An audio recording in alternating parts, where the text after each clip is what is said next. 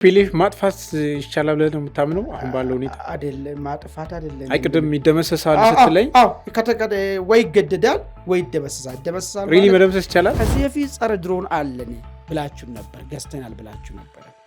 አሁን ግን ድሮን በቀላሉ ጓዶቻችን ከጎናችን መንግሎ እየጣለ ነው። ይሄ ነገር የማይመጣጠን የጦርነት አቅጣጫ ነው። መፍትሄ ይሰጥ የሚል ሰራዊት ውስጥ እንቅስቃሴ ጀምሯል። ቤተሰቦቻቸው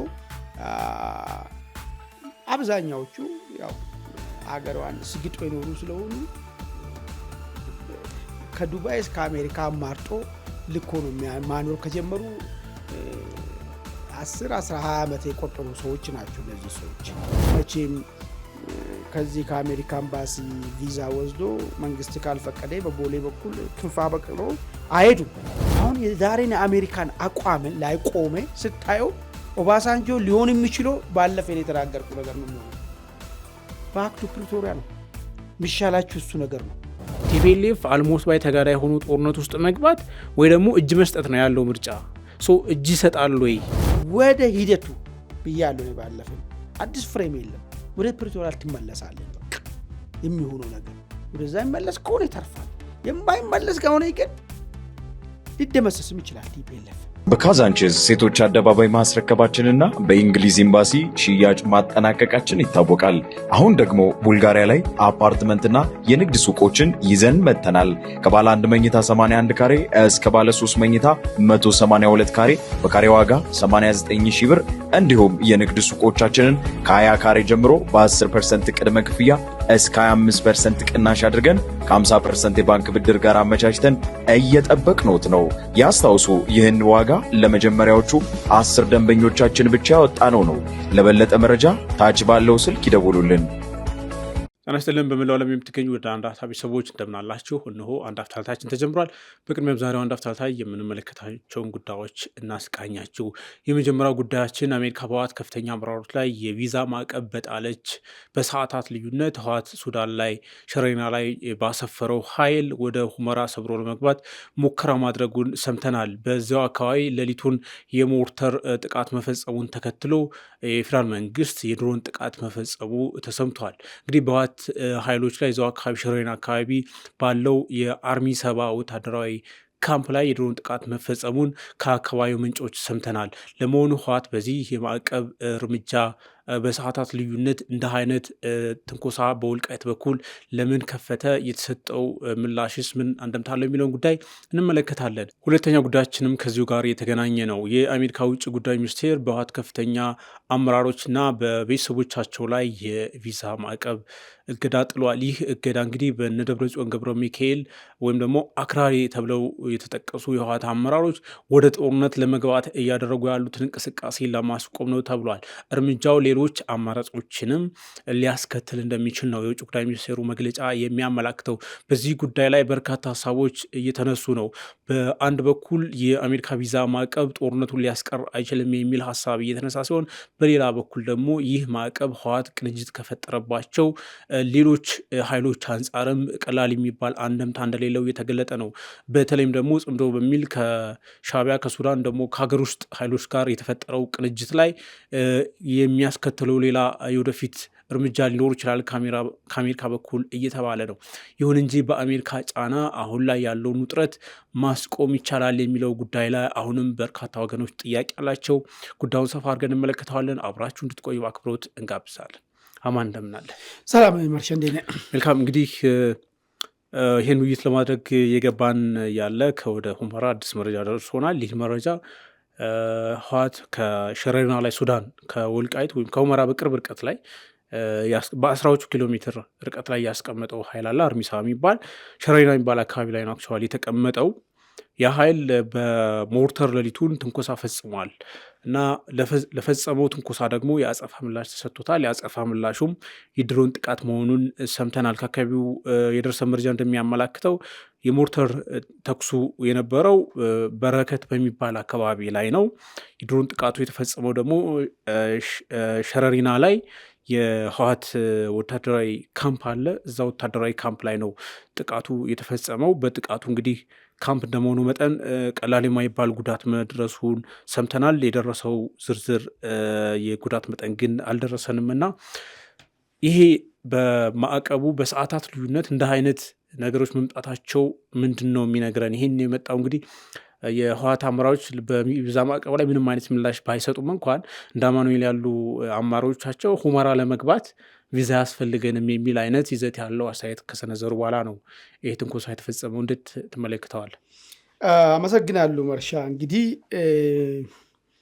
ይህን አሁን ዛሬ የተፈጠረውን ጥቃት እንደዚሁም ደግሞ በመንግስት በኩል የተወሰደውን እርምጃ ብቻ ሳይሆን ህወሓት አንድ ምንድን ነው እየፈለገ ያለው የሚለውን ነገር ባለፈ አንድ ነገር ሰርተን ነበር። አይ ቲንክ አርሚ 23 ወር 13 የሚባለው ጦር ከዚህ ከትግራይ ክልል ተነስቶ አቆራርጦ ወደ ሱዳን ለመሄድ ሙከራ በሚያደርግበት ሰዓት ላይ መንግስት ክትትል ሲያረግ ስለነበረ ከውስጥም መረጃም ስላለ በድሮን የተመታበት ሁኔታ ነው ያለው። አሁን እንግዲህ ህወሓት እንደ ትልቅ እንትን አድርጎ ከዛ በኋላ የተሰዉብን ጓዶቻችን ተሰውቶ ነገር ግን የተረፉት ሱዳን ገብተዋል የሚል ነገር ጀነራል ምግቤይ ሲገልጽ ሰምተናል። አሁን ይሄ ሱዳን መሄድ ለምንድን ነው የሚፈለገው የሚለውን ነገር ማየቱ ጠቃሚ ይመስለኛል። የዛሬውን ጥቃት ምንድን ነው ዓላማውን የሚለውን ነገር ለማየት ማለት ነው። ሱዳን ሁለት ቦታ ላይ ነው እንግዲህ ታርጌት ለማድረግ ህወሓት እያሰበ ያለው። አንደኛ በቤኒሻንጉል ክልል በኩል አድርጎ ኮርዶፋስ እና ኩምሩክ የሚባለው ከህዳሴ ግድቡ በቅርብ ርቀት ላይ ያለው አካባቢ ላይ የጉሙዝን ታጣቂዎች እንደዚሁም ደግሞ የኦሮሞ ነጻነት ሰራዊት ብሎ ራሳቸውን የሚጠሩትን ታጣቂዎች ጋር አንድ ላይ በመሆን ትልቁን የጦርነት ቀጠና ማድረግ የሚፈልገው አንዱ ቦታ እሱ ነው። ሁለተኛው ቦታ ደግሞ በዚሁ በተደጋጋሚ እኛም ስናነሳ ነበረ ሸረሪያ በሚባለው በኩል አርሚ 70 የሚባለውን ኃይልን አግዞ ጦርነቱን ከሱዳን ወደ ኢትዮጵያ ወደ ውስጥ ማድረግ ነው የሚፈልገው። ለምን የሚለው ጥያቄ ነው እንግዲህ አሁን የሚያስፈልገው። በቀጥታ መዋጋት ከሆነ መዋጋት እየተቻለ ነፃ መሬት ነው ይዞ ያለው። ትግራይ ክልልን እያስተዳደረ ያለውም ተቆጣጥሮ ያለውም ራሱ ነውና ለምንድን ነው የኛውን በቀጥታ በዚህ በኩል ከመዋጋት በጀርባ በኩል መዋጋትን አማራጭ ያደረገበት የሚለው ነገር ነው። ምናልባት ጦርነቱ ከጦርነት ሳይንስ አንጻር ይሄኛው አዋጪ በመሆኑ ነው ወይስ ምንም ሪስክ በሌለበት ሁኔታ ህወሓት የሚፈልገው ትርምስን መፍጠር ነው እንጂ ሌላ ጊዜ እንደምናገረው ከትግራይ ክልል ወጥቶ መንግስትን ቁጥጥር እየፈጠረ መጥቶ ማዕከላዊ መንግስቱ መገልበጥ የሚባለው ነገርን አይፈልግም። ትግራይ ክልል ላይ ያለው ነገር ጦርነቱን ትግራይ ክልል ላይ እንዳይደረግ ይፈልጋል ወይ የሚል ጥያቄ ማንሳት ይቻላል ማለት። ይሄ ሁለት ነገር በደንብ መታየት ያለበት ነገር። ለምንድን ነው ጦሩን ወደ ሱዳን የሚያሸሸው? ካሸሸ በኋላ ደግሞ ከሱዳን ለምንድን ነው ወደ ውስጥ ጦርነት የሚያደርገው? ጦርን የማድረጉ እቅዱና ፕላኑ ካለ ለምንድን ነው በዚህ በኩል የማያደርገው? ወይስ ቀጥታ ወደ አማራ ክልል የሚያደርገው ጦርነት ጽምዶ ብሎ ሰሞኑን ከሚያወሩት ነገር ጋር የሚጋጭበትና ነገሩን እንዳያበላሽበት አስቦ ነው ወይ? ከዚህ ሶስት አንጻር ማየቱ ጠቃሚ ይሆናል ማለት ነው። ይህን ካልኮና ትላንት ማታ እንግዲህ አንተ ያው መረጃን እንዳቀረብኮ ሸረሪያ የሚባለው ቦታ ላይ በተለያየ ጊዜ ሲገለጽ ነበረ። ወታደራዊ እንቅስቃሴዎች ይደረጋሉ። አንዳንዴ እዚህ አካባቢ ሰፍሮ ያለው ጦር ወደ ታች የሚሄድበት ሁኔታም አለ። ወደ ቅድም እንዳነሳ ወደ ብሉ ናይል የሚወሰድበት ጊዜም አለ። አንዳንዴ ደግሞ ወደዚህ የሚያመጣበትን ሁኔታ አለ። የነበረው መረጃ ምንጭ ምን ያሳየው ነገር ምንድን ነው? የተለየ እንቅስቃሴዎች እዚህ ሸረሪያ የሚባለው አካባቢ ላይ ሲደረግ እንደነበረ ነው። ኦኬ፣ አሁን ደግሞ ስቱዲዮ ልንገባ ስንል ደግሞ ከዛም አልፎ ወደ አመሻሹ ላይ ማታ የሞርተር ወደ መተኮስ ውስጥ ገብተዋል። ከዛ እርምጃ ተወስዶበታል በድሮን የሚል ነገር ነው እንግዲህ የመጣው መረጃ። እንግዲህ ህወሓት በኋላ የምንሄድበት ነገር አለ። ይሄ ምንድነው ስሙ? ስለ ማዕቀቡ ማለት ነው። ማዕቀቡ በተጣለበት በማግስቱ ማዕቀቡ ምናልባት ጦርነት ያስቀራል አያስቀርም የሚል ነገር መከራከሪያ የተለያየ ሰዎች እያስቀምጡ ነው ያሉ። እሱ ሁለተኛ አጀንዳችን ስለሆነ አሁን ማንሳት አልፈልግም። ነገር ግን ህወሓት አሁን በእጅ አዙር ጦርነትን የመጀመር ጥቃትን የመፈጸም ነገር የሚያሳይ ነገር ከሆነ ህወሓት በራሱ እቅድ ነው እየሄደ ያለው። አሁንም ያ እቅዱ ጦርነቱን ለመቀጠል አቅጣጫና ወይ ደግሞ ግንባርን መለዋወጥ ነው እንጂ የጦርነት እቅዱን ምን የመሰረዘበት ነገር እንደሌለው ነው የሚያሳየው ነገር ማለት ነው። ግን ምናልባት አንድ ጥርጣሬ ምንድነው ያለኝ ህወሓት የሚፈልገው ጦርነቱን ቀጠናዊ መልክ እንዲይዙ ይፈልጋል ይመስለኛል። ወደ ሱዳን የሚሄድበት ምክንያትና ለምሳሌ ሽረና የሚባለው እንግዲህ ኦልሬዲ ከኢትዮጵያ ድንበር ውጭ ያለ ቦታ ነው። እዛ ቦታ ላይ መንግስት ኃይል ላይ እርምጃ ሲወስድ ወደንም ጠላንም የሱዳን አየር ጥሶ ነው በገብቶ እርምጃ ወስዶ ማለት ነው። ከዛ ሱዳን አልቡርሃንን ጎትቶ ወደ ጦርነቱ ለመክተትና የቀጠናዊ መልክ እንዲይዞ ነገር የተፈለገ ነገር አለ ወይ ምንም ጥያቄም ጥርጣሬ ማስቀመጥም ትችላለህ። ኦሪጂናል አንደምታ እንዳለው ኦልሬዲ ብዙ ጊዜ የተባለ ጉዳይ ነው። አሁን እንግዲህ ቲፒኤልኤፍ እንደ አይነት እንቅስቃሴዎችን ሲያደርግ የፌዴራል መንግስቱ እግር በእግር ተከትሎ ነው የድሮን ጥቃት እየፈጸመ ያለው። ባለፈው ሽራሮ ላይ ወደ ሱዳን ለማሻገር እንቅስቃሴ ሲያደርግ ነው በሚል መጠነ ሰፊ የድሮን ጥቃት እንደተፈጸመበት ይታወሳል። አሁን ደግሞ ሽሬ ላይ መሰል ትንኮሳዎች ሲፈጽም ተመሳሳይ ድሮን ጥቃት ተፈጸመበት። ከዚህ ቀደም ወደ ጠለምት ለመሻገር ሙከራ አድርጎ ተመሳሳይ ጥቃት ተፈጽሞበት እንደነበረ እናስታውሳለን። እና አሁን በተለይ ደግሞ በዛ በሱዳን በኩል ለፈጸመው ትንኮሳ የተሰጠው ኢሚዲየት ምላሽ ምንድን ነው የሚነግረን? እሱ እኮ ነው እኮ ምንድን ነው አንደኛ ሁለት ነገር ነው ማሰብ የሚችለው። አንደኛ ነገር እያንዳንዱ እንቅስቃሴያቸው በመንግስት ራደር ወይ ደግሞ ቁጥጥር ስር መሆኑ ነው የመጀመሪያ ደረጃ። ይህንን እርምጃ በፈጸሙት በሰዓታት ወይ ደግሞ በደቂቃዎች ልዩነት የድሮን ጥቃት ካምፓቸው ላይ የሚፈጸም ከሆነ ቀድሞውንም ራሱ መንግስት ታርጌት ውስጥ ከቷቸው የጠበቀ የነበረ ወይ የሚል ጥያቄ እንድታነሳ ያደርጋል። ዝም ብሎ አይደለም ገና ድሮን ሁሉ ልኬ አካባቢውን ቃኝተ ምናምን እስክታደርግ ድረስ ሰዓታት ሊወስድ ይችላል። ነገር ግን የጠባበቁ ነው የተጠና ነገር። ልክ ህወሓት ሞርተሩን ጥቃት በሚወስድበት ሰዓት ላይ በረከት የሚባለው ቦታ ላይ ሞርተሩን ጥቃት በሚወስድበት ሰዓት አውቶማቲካሊ መንግስት ካምፑ ላይ የድሮን ጥቃት የሚወስድ ከሆነ እያንዳንዱ ሁለቱም የተጠባበቁ እንዳለ ነው የሚያሳየው ነገር ማለት ነው።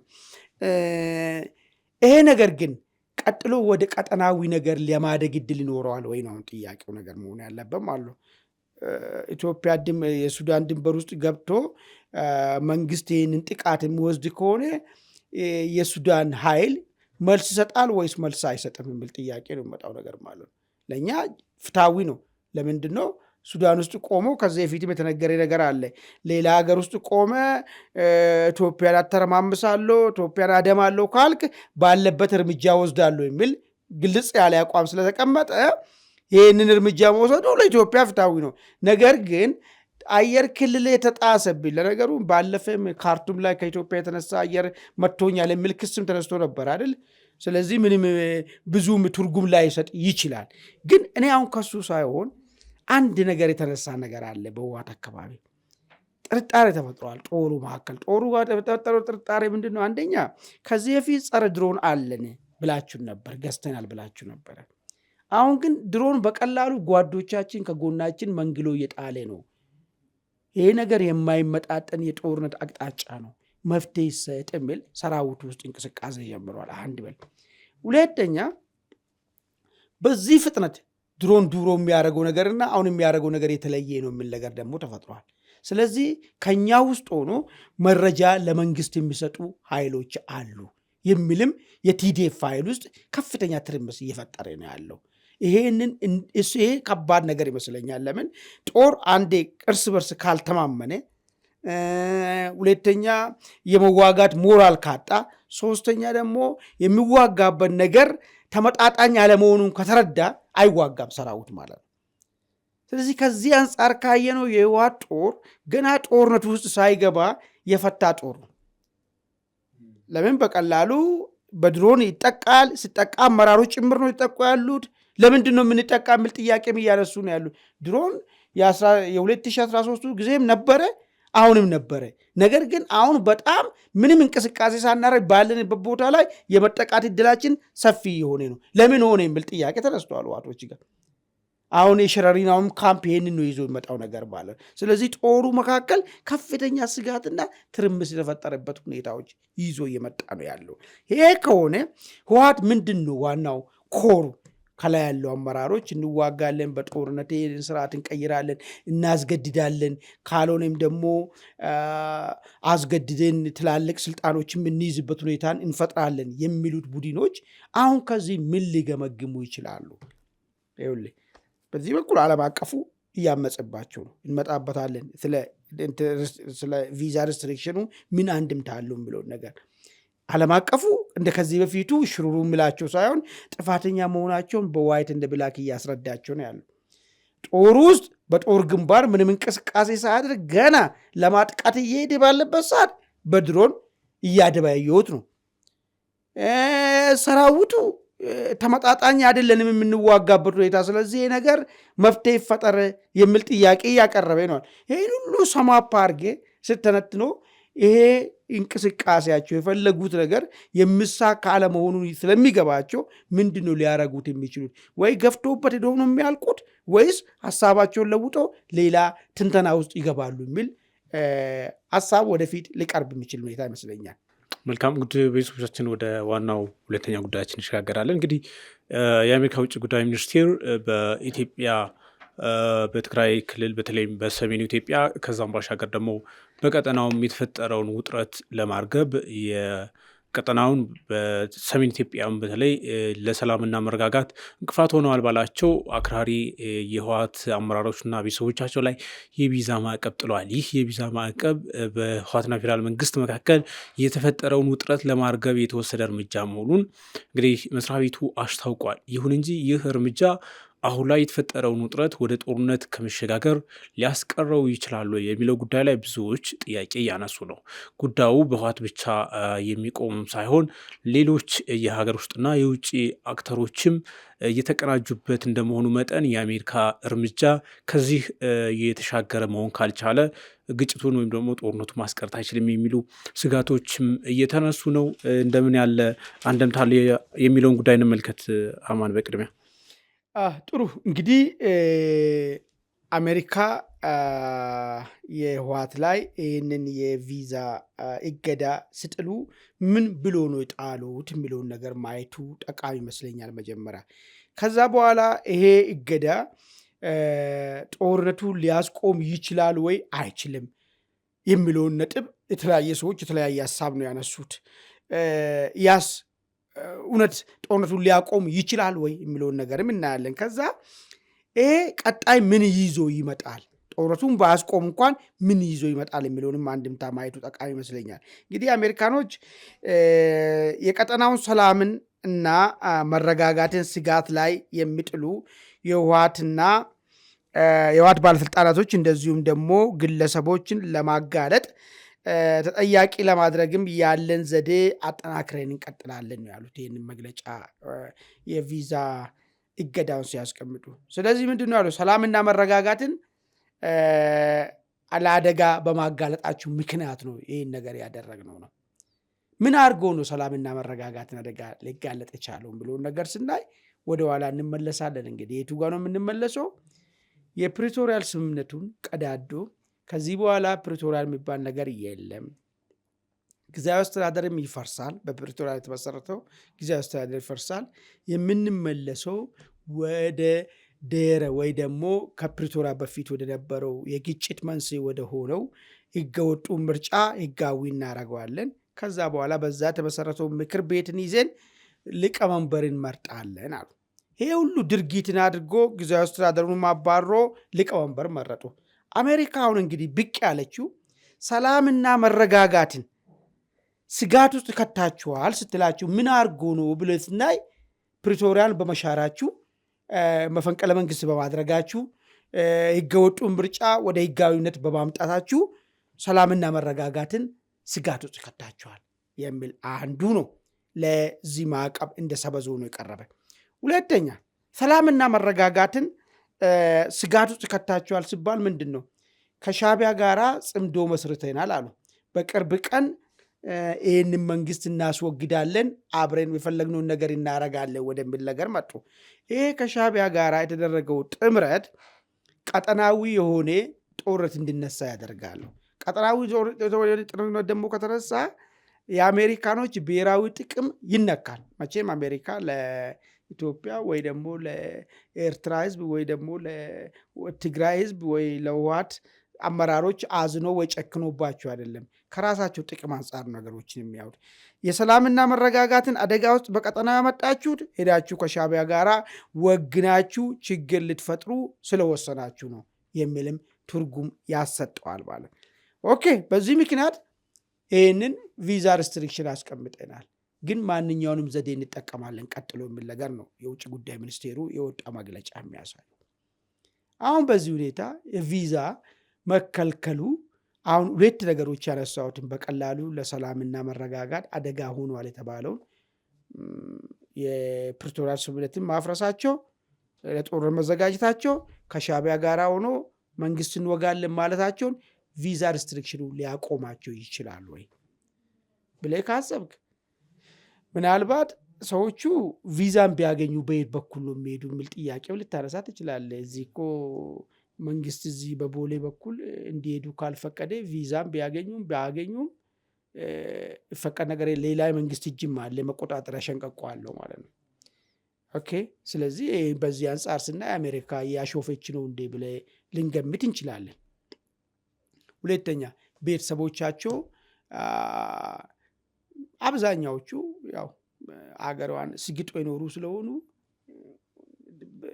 ከዱባይ እስከ አሜሪካ አማርጦ ልኮ ነው ማኖር ከጀመሩ 10-20 ዓመት የቆጠሩ ሰዎች ናቸው። እነዚህ ሰዎች ገና አሁን የሚልኩት አዲስ ቤተሰብም የላቸውም። እነዚህ ቤተሰቦቻቸውም ኦልሬዲ ባሉበት ቦታ ሲቲዝን ሆነዋል። የቪዛ ጥያቄም ያለባቸውም አይደሉም። ሰው ታዲያ ይሄ ከሆነ አሜሪካ አሁን ጠፍቷት ነው ወይ እነዚህ ሰዎች ላይ የቪዛ ጥያቄን የምታነሳ የሚል ሰዎች እና ስለዚህ ጦርነቱ ላይ ምንም አይነት ተጽዕኖ የለውም የሚል መከራከሪያ የሚያነሱ ሰዎች አሉ። ግን ከዚህ ጀርባ ያለን ነገር ደግሞ እስቲ ለማየት እንሞክር። እነዚህ ሰዎች ወደ ጦርነት ከገቡ እንግዲህ ዋናው ነጥብ ሰላምና መረጋጋት በሚል ነገር ስለወጣ ጦርነት ደግሞ ዋነኛ ሰላምና መረጋጋትን እንዲያጠፋ የሚችል ነገር ስለሆነ ወደ ጦርነት ከገቡ እነዚህ ሰዎች እንደ ከዚህ የፊቱ ቆላ ተንቤን ለመሄድ ነው እቅዳቸው ወይስ አሁን ሌላ የያዙት ኦፕሽን አለ የሚል ነገር እስቲ ነው። ምንድን ነው ብዙ ጊዜ ሲናገሩ የምንሰማ የህወሓት ሰዎች አሁን 180 ነው ተከበብ ነው፣ ያኔ 360 ነበር። ስለዚህ 180 ተጠቅመን ማንኛውን ነገር እናደርጋለን ነው። ማንኛውን ነገር ምን ሁሉ ይጨምራል ማለት ነው። ለዲፕሎማሲ ስራ አሜሪካ ሊሄዱ ይችላሉ። ጦርነት ከጀመሩ በኋላ በኤርትራ በኩል ሊሄዱ ይችላሉ፣ በሱዳን በኩል ሊሄዱ ይችላሉ። ቪዛው እንዴት ያገኛሉ እሱ ሌላ ጉዳይ ነው። ስለዚህ ይህንን ብሎክ እያደረገች ቢሆንስ አሜሪካ? ሁለተኛ ምናልባት ጦርነቱን ከለኮሱ በኋላ እና ጦርነቱ መልሶ እነሱን የሚፈጃቸው ከሆነ ከሀገር መሰደድ ወደ አሜሪካ መሄድ ፍላጎት ቢኖራችሁ አታስቡት የሚል ነገር ቅድም ባልኩ በኤርትራ ወይ በሱዳን በኩል ለመሄድ ቢያስቡ በፍጹም እንዳታስቡ፣ ይሄ በር ዝግ ነው። ይህን ተማምናችሁ ወደ ጦርነት እንዳገቡ። መቼም ከዚህ በኋላ ቆላን ተንቤን እንደማይሄዱ ይታወቃል። ይህን አምናችሁ ከሆነ ከወዲሁ ሀሳባችሁ ሪቫይዝ አድርጉ። ወደ ጦርነት የሚባል ነገር የሚገቡ ከሆነ በእኛ በኩል ያለው ነገር ዘግተናል የሚል ነገር ለማሳየትስ ቢሆንስ የሚል ነገር እንድናስብም ያደርገናል ማለት ነው። ይህ ፊት ለፊቱ መቼም ከዚህ ከአሜሪካ ኤምባሲ ቪዛ ወስዶ መንግስት ካልፈቀደ በቦሌ በኩል ክንፍ አበቅሎ አይሄዱም። ስለዚህ አሜሪካኖችም ይጠፋቸዋል ተብሎ አይታሰብም። ለዛ ነው እነዚህን ሁለቱን ሀሳቦችን የጨመርኩበትና ምናልባት እንትን ያልኩት። ሌላ የአሜሪካ እርምጃ ስቴፕ አለው። አሁን ቪዛ ሪስትሪክሽን አስቀመጡ። ቀጥሎ እነሱ የሚጠቀሙት እነዚህን ሰዎችን ለማስገደድ ቅድም እንዳልኩ ሁሉም ኢትዮጵያዊ እንደሚያውቀው አገሬን ስግጦ ይኖሩና ከፋባድ ብር ሀብት ያላቸው ናቸው። እነዚህ ውጭ ሀገር ላይ ይህን አካውንታቸው እንዳይንቀሳቀስ ፍሪዝ እንዲያደርግ ይመጣባቸው በደንብ በአንዴ የፈለጉትን ነገር ለመደራደር የሚችሉበት ሁኔታ ወይ ስርዓት ሊያስይዟቸው የሚችሉበት ሁኔታ ይኖራል። ለምን አብዛኛዎቹ ውጭ ባንክ አሜሪካ ጋር ብዙ ሀብት ያላቸው ሰዎች ናቸው። እነዚህ ሰዎች ከወታደሮቹ ጀምሮ ፖለቲከኛ ሹመኞቹ ማለት ነው። ስለዚህ ቀጣይ ወደዛ ለመንደርደር ነው ወይ ይህን ነገር ያስቀመጠችው? ለምን ይህንን ነገር ተጠያቂ ለማድረግ ያለንን ዘዴ በሙሉ እንጠቀማለን የሚል ነገር ስላለ ማለት ነው። ከዛ አንጻር ስታይ ጦርነትን አይደለም ምንም ሊያስቆሙ ይችላሉ። እንግዲህ ጀግና ሆኖ እነሱ እስቲ አካውንታቸው ፍሪዝ ይሁንና ምንም እኛ አይን አይደለም ችግር የለብንም ብር ለብር አይደለም የምንታገለው ብሎ ይቀጥሉ እንደሆነ ያን የምናየው ነገር ይመጣል። ሌላኛው ጉዳይ መታየት ያለበት ነገር ነው። ይህን ነገር ዝም ብሎ የመጣም አይመስለኝም። አሜሪካ ምን ታስባለች አሁን ሰሜን ኢትዮጵያ ውስጥ ስላለው ላይ አቋሟ ምንድን ነው ብሎ ነገር የገለጸችበት ይመስለኛል። which is very important።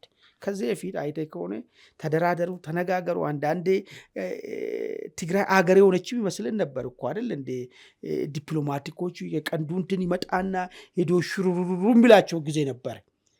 አሁን ግን ለችግሩ ሁሉ መንስኤ እናንተ ናችሁ የሚለውን ነገር አንደርስታንዲንግ መያዟን የምታሳይበት ነው። ለምንድን ነው አሜሪካ ይሄንን አቋም የያዘችው? ህወሓት ላይ ከዚህ በፊት የምትይዙ አቋም የተለየ ነበር። አሁን ለምንድን ነው ይህን አቋም የያዘችው ብሎ ነገር መታየት መቻል አለበት። ብዙ ጊዜ የምናነሳው ነገር አለ። አሜሪካ ህወሓትን ታንከባክበዋለች የሚል ነገር ሪሊ ከትውውቃቸው አንጻር ምናምን ከጥቅም ትስስራቸው አንጻር ብቻ ነበር የምንተነትኑ ነበረው። ከዛ ውጭ ግን ትግራይ ኃይል አንድ ኃይል ነው ያለው በቃ ህወሓት ነው ትግራይ ህዝብ ሪፕሬዘንት የሚያደርጉ። ይህን ኃይል በሆነ አማራጭ አክሰፕት ማድረግ ነው የሚለውን ነገር አቋም የያዙ ይመስለኛል አሜሪካኖች ከዚህ ቤት። ዛሬ ግን ትግራይ ሊወክል የሚችል አቻ ኃይል የተፈጠረበት ሰዓት ነው። እነ ጀነራል ጻድቃን እነ አቶ ጌታቸው በርካታ ቁጥር ያለው ታጣቂ ነባር ታጣቂዎች ፖለቲከኛም ጭምር ለሁለት የተሰነጠቀ ኃይል ተፈጥሯል። ይሄ የተሰነጠቀው ኃይል ለአሜሪካም የህወሓትን ችግሮችን በደንብ ያድርጎ እያስረዳ ነው። ምንድነው አንዱ አልሸባብ ጋር እንሰራለን ምናምን ስለነበረው አሁን ትግራይ ያሉ ሰዎች ውስጥ ማለት ነው። ይህን ሁሉ ተርጉሞ ለአሜሪካኖች የሚያስረዱበት ሂደት አለ። የዛ ኃይል ፍላጎቱ ምን እንደሆነ በደንብ አድርጎ የሚያስረዱበት ሁኔታ አለ። ስለዚህ ያን ኃይል ከተወገደ አንጻራዊ ለዛ ነው ሃርድ ላይነር ብሎ ነው ያስቀምጡ፣ አክራሪዎች ብሎ ነው ያስቀምጡ። አክራሪ ካልክ ለዘብተኛ አለ ማለት ነው። ለዘብተኛውን ይዜ ነው አክራሪው ላይ አቋም የተወሰደ ያለው ማለት ነው። በፊት ግን አንድ ስለሆነ ያለው አማራጭ ቀጠናው እንዳይዛባ አክሰፕት ነው የምታደርገው። ይሄ ዘመን ያቀተበ ይመስለኛል ማለት ነው። አንዱ የህወሓት ኃይል ሁለት ሆኖ ሰምጥቆ መውጣቱ ህወሓት ላይ እንዲጨከንበት አድርጓል ማለት ነው። ሌላ መታየት አለበት። ከዚህ ቀጥሎ ለሚፈጠረው ነገር አሜሪካ ምንድን ነው የምትወስደው አቋም? ዛሬ ቀድማ ጥይትንም ከመተኮስ በፊት ችግሩን ከመነሳቱ በፊት የችግር ምንጭ ሰላምና መረጋጋትን አደጋ ስጋት ውስጥ የከተታችሁ እናንተ ናችሁ ብላ ፈረጃችኋለች። ነገ እርምጃ ሲወሰድባቸው እንደ ከዚህ በፊቱ መንግስት ላይ አለ የተባለ ሌለ የተባለ ጫና ነው የሚፈጠረው ወይስ እንዳም ተባብሮ እነዚህን ቶሎ ቋጫቸውና ቀጠናው ሰላም ይሁን ወደሚለው ነገር ነው ወይ የሚመጣው የሚልም ጥያቄ ልታነሳ ትችላለህ ማለት ነው። አሁን ጦርነትን ያስቆም ከሚለው ፖይንት ብቻ አይደለም፣ ሌላ ነገር ደግሞ አሁንም ማንሳት ትችላለህ። ይሄ የተቀመጠው ነገርና ሰሞኑን እኛም እዚህ ፕሮግራም ሰርተናል። ማነው ኦባሳንጆ መሄዳቸው? ኦባሳንጆ መሄዱ ለምንድን ነው ምን ሰፋ ያለ ነገር አንስቼ ነበር ባለፈ። ሪሊ አዲስ ድርድር ነው የሚሆነው ወይስ ማስጠንቀቂያ ነው የሚሆነው? አሁን የዛሬን የአሜሪካን አቋምን ላይ ቆመ ስታየው ኦባሳንጆ ሊሆን የሚችለው ባለፈ የተናገርኩ ነገር ነው የሚሆነው። ባክ ቱ ፕሪቶሪያ ነው የሚሻላችሁ፣ እሱ ነገር ነው። ወደ ህግና ስርዓቱ ወደ ስምነቱ ተመለሱና እዛ ውስጥ መነጋገር ካለባችሁ ትነጋገራላችሁ እንጂ ሌላ አዲስ ሞዳሊቲ የሚዘጋጀው ነገር የለም የሚለውን ነገር ሊያጠናክር። አሁን ሰሞኑን ደግሞ ይሄዳሉ የአሜሪካ አምባሳደሩ፣ ሌሎችን ዲፕሎማቲኮች። አሜሪካ ቀድማ ይሄን ነገር ለጥፋ አሁን እነሱ በሚፈልጉ ልክ እነሱ ልታደራደር አክሴፕት ልታረጋችሁ ትችላለች ወይ ብለህ አሰብክ? የሚመስል ነገር አይደለም ማለት ነው። ስለዚህ በጠቅላላ ባለ ሁኔታ ይሄ ኢምፕሊኬሽኑ ምንድን ነው?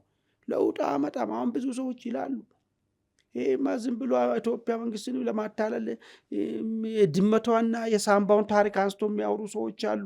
ምንም ህወሓትን ከምንም አይገታም። ይገታል። የሚገታው ቀጥሎ አሜሪካ የያዘችው አቋም ምንድን ነው የሚለው ነገር ነው። ቀጥሎ ህወሓት እኮ የሚፈልገው ጫና ፈጥሬ የሆነ ነገር በድርድር አገኛለሁ ብሎ እኮ የሚያስብ ኃይል እኮ ነው እኮ።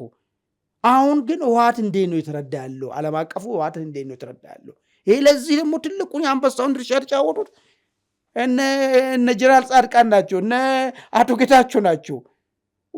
ህወሓት ድሮ ዝም ብሎ ዓለም አቀፍ ማህበረሰቡ በአንድ ጆሮ ብቻ አይደለም ህወሓትን የሚሰማው፣ በዚህም የሚሰማውን ቡድን አለ። ይሄ ነገሮች የህወሓት ነገር ላይ ቀኑን እያጨለመበት ያለ ነገር ይመስለኛል። ህወሓት ታዲያ ቀን ጨልመውበት ይተዋል ወይስ የሚፈልገውን ነገር ይሞክራል የሚለው ጥያቄ ነው። አሁን ጥያቄ እሱ ነው። ምንድነው አሁን ኢትዮጵያ ውስጥ ካለው ኮንቴክስት ቲፒኤልኤፍ ብቻውን አይደለም፣ ከጀርባ ባክ የሚያደርጉት የውጭ ኃይሎች አሉ። ሱዳን ላይ አልቡርሃን አለ፣ ኤርትራ ላይ ሻዕቢያ አለ። ከዛም ራቅ ያለ ሜይ ቢ ምናልባት አሜሪካ አንድ አይነት ማዕቀብ ኢምፖዝ ስታደርግ ቀጥሎ ምንድን ነው አሜሪካ የምታመጣው አይነት ምን አይነት ማዕቀብ ሊሆን ይችላል የሚለው ነገር እንደተጠበቀ ሆኖ ያሉኝን ማናቸውም ዘዴዎች ትጠቀማለሁ ስላለች፣ ግን እሱም ቢሆን አሁን ሌሎች አክተሮች ከቲፒኤልኤፍ ጋር አላይ የማድረግ ባክ የማድረግ ሁናቴዎች ስላሉ ኦልሬዲ ቀጠናው ደግሞ የታመሰ ነው። በዚህ መታመስ ውስጥ አዲስ አሰላለፍ ሊፈጠር የሚችልበት እድል አለ። ገና ሱዳን ላይ ብትል ኦልሬዲ ሶማሊያ ብትል ብዙ እንትን ነው ምስቅልቅል ነው ያለው እና ይሄ በቀላሉ ቲፒኤልኤፍ ላይ ብቻ ጫና መፍጠር ማስቀረት ይቻላሉ? ቲፒኤልኤፍ አልሞስት ባይ ተጋዳይ የሆኑ ጦርነት ውስጥ መግባት ወይ ደግሞ እጅ መስጠት ነው ያለው ምርጫ።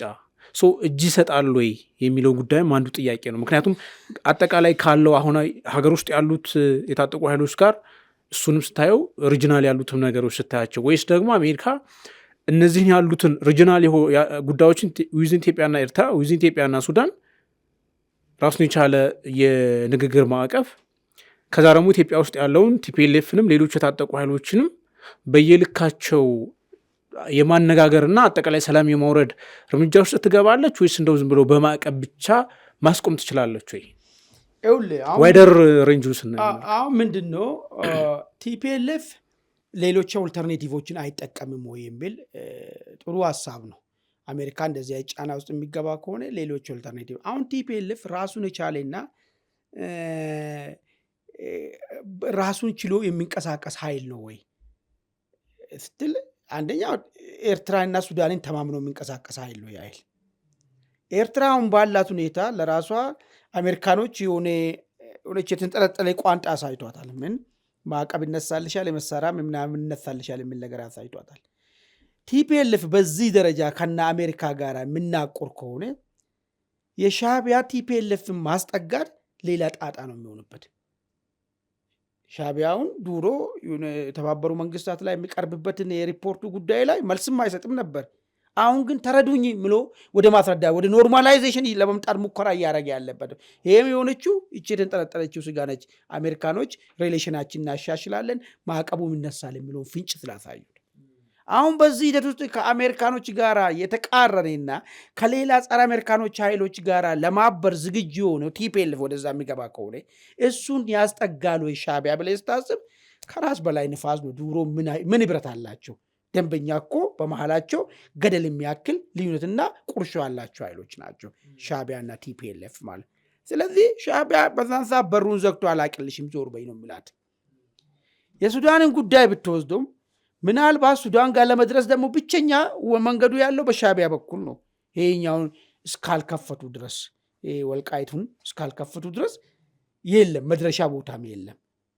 ያን ደግሞ በተቻለ መጠን የኢትዮጵያ መከላከያ ሰራዊት ይከላከለዋል ግዴታ ስለሆነ ማለት ነው። የኢትዮጵያ ቴሪቶሪ ስለሆነ ያ ቦታ አሰምሽኑም ኢትዮጵያኖች ግዛታችን ስለሆነ ያ ቦታ የመከላከል ግዴታም ስላለበት ያረጋል መከላከያ ሰራዊት ማለት ነው፣ ግዴታም ስላለበት። ስለዚህ እሱ የሚታሰብ ነገርም አይመስለኝም። ስለዚህ ያለው አማራጭ ቲፒኤልኤፍ ታዲያ ምንድን ነው የሚሆነው የሚለውን ነገር ካየን ወደ መገደድና እነሱም እኮ የሚሉት እኮ ምንድን ታውቃለህ፣ አሁን እሱ በጣም ቀይ መስመር አለፈ። የማይሆን ከሻዕቢያ የማይሆን ትምህርትን ባይዞ ቀላል ነገር አይደለም። የሻዕቢያ በቀንዱ ላይ ናሽናል ሰርቪስ ሀሳብን በነፃነት መግለጽን መገደብ፣ የሃይማኖት ነፃነት መግለጽን፣ የመሰብሰብን ዓለም የቆመበት የእኩልነት መርሆ የሚባሉ ነገሮችን ሁሉ ገድቦ በባርነት ዜጎችን መግዛት እሱን እንደ ትምህርት አድርጎ ከዛ ወስዶ ሰሞኑ ከራሱ እኮ ካድሬ ጋር እኮ የተበጣበጠ እኮ ነው። አንድ ሰምተሃል? አንድ ቢቢሲ ትግረኛ የሰራው የ76 ዓመቱ የነባር ታጋይ ይህ ነገርማ ልክ አይደለም ብላ እንትን ጋር ልትል ወስዶ አሰሯት። አፈሳና እንትናቸው ማለት ነው። ይህንን አሁን እያደረገ ያለው ነገሮች ሁሉ የሻዕቢያ ሌላ ሻዕቢያን የሚመስል መንታ አገር ለመውለድ ነው። ይሄ ደግሞ ለእኛ ብሎ አይደለም፣ ለወስተርኖች ለራሳቸው ጥቅም ሲባል የሻዕቢያ ራሱ መፍታት የሚፈለግበት መንገድ የተፈለገ ባለበት ሰዓት ተመሳሳይ እዚህ ጋር ሲሆን እሺ አይሉም። ስለዚህ ያለው አማራጭ ምንድነው? ቲፒኤልኤፍን አስገድደ ወደ ሂደቱ ብያለሁ ነው። ባለፈም አዲስ ፍሬም የለም። ወደ ፕሪቶሪያል ትመለሳለህ ነው በቃ የሚሆነው ነገር። ወደዛ ይመለስ ከሆነ ይተርፋል፣ የማይመለስ ከሆነ ግን ሊደመሰስም ይችላል። ቲፒኤልኤፍ የሚያሰጋ ነገር የለም። በቂ የሆነ የትግራይ ህዝብን ሪፕሬዘንት ሊያደርግ የሚችል ኃይል ስላለ ማለት ነው። ይሄ ነው ወደዛ ሊወስድ የሚችለው ነገር ማለት ነው። ከዛ ውጭ ሌላ ቦታ ምን አምጥቼ ምናምን ትችላለህ ከአሸባሪ ከአልሸባብ ጋር ሆነ ምናምን፣ እሱ በዛው እያነስክ መሄድ ነው የሚሄደው እንጂ አዲስ ለውጥ የምታመጣበት ሁኔታ አይፈጠርም። አዲስ የሚለውን ነገር ግዛት አስመልሼ መንግስት ሆኜ ምናምን የሚለው ነገር እየራቀው ይሄዳል እንጂ እየቀረበው መጣበት እሱ አይታየኝም ወደፊት ማለት ነው። ስለዚህ እሱን ማስገደዱ ላይ ነው አሁን እሱ ትልቁ ትኩረት አድርጎ ሊሰሩት የሚችሉት ማለት ነው። አሁን እንግዲህ አሜሪካ አሁን ያላት እንግዲህ ፓወርፉል ሀገር እንደሆነች ይታወቃል። በዛው ልክ ደግሞ እያንዳንዱ ጉዳይ ላይ ተጽዕኖ የመፍጠር አቅሟ ጥያቄ ውስጥ እየገባ ነው። አሁን በተለይ አሁን በዚህ ሪጂናል ጉዳዮች ብንመለከት ሱዳን ላይ ጦርነት እንዲቆም ትፈልጋለች፣ ግን በሁለቱም ወገኖች በኩል ማዕቀቦችን ጥላለች። ጦርነቱን ግን ማስቆም አልቻለችም። ኢትዮጵያ ውስጥ ያለው አሁናዊ ውጥረት ደግሞ ሰሜን ኢትዮጵያ ላይ ያለው ሪጂናል አንደምታ ወይም ደግሞ ሁናቴ እየያዘ እንደሆነ ኦልሬዲ የአሜሪካ ስቴት ዲፓርትመንት ስቴትመንትም ያረጋግጣል። ብዙ ትንተናዎችም ተጨባጭ ነገሮችም አሉ። አሁን አሜሪካ ይህን አንድ ነገር ብቻ ላይ ጫና በማድረግ ነገሩን ታስቆመዋለች ወይ ነው። ምክንያቱም ሪጂኑ እንዳይረበሽ ነው አሁን እያለች ያለችው። ትግራይ ላይ ብቻ ሳይሆን አጠቃላይ ቀጠናውን ይረብሻል ነው። በቀጠናው ደግሞ በኢትዮጵያና በኤርትራ መካከል፣ በኢትዮጵያና በሱዳን መካከል ውጥረቶች አሉ። ወደዚህ አይነት አጠቃላይ ቀጠናውን ወደ ሰላም ሊያመጣ የሚችል የሰላም ማዕቀፍ የመፍጠር እርምጃ ውስጥ ልትገባ ትችላለች ወይስ እንደዚሁ ዝም ብሎ ማዕቀቦችን ብቻ ኢምፖዝ እያደረገች ልትቀጥል ትችላለች ወይ? ማዕቀብ ብቻ በራሱ መፍትሄ ሊሆን ይችላል ወይ በራሱ? ይኸውልህ ምንድን ነው መሰለህ እንግዲህ አሜሪካ የራሷን ምልከታ አላት። እንዳውኮ እንደ አንዳንድ ሰዎች እንደ አንዳንድ ፖለቲከኞች ፍላጎት ቢሆን ቲፒኤልኤፍንም መንግስትንም አንድ ላይ ማስጠንቀቅ የጥፋቱ ምክንያቶች ሁለታችሁ ናቸው ብሎ ይደረግ ነበር። አሁን ግን አሜሪካ ነች፣ የራሷ ምልከታ አላት። ለምን እንደዚህ ያየሽ ተብሎ አይከሰስ። የራሳቸው ምልከታ አላቸው አይደል? ይህን ምልከታቸው ሬስፔክት እናድርገው።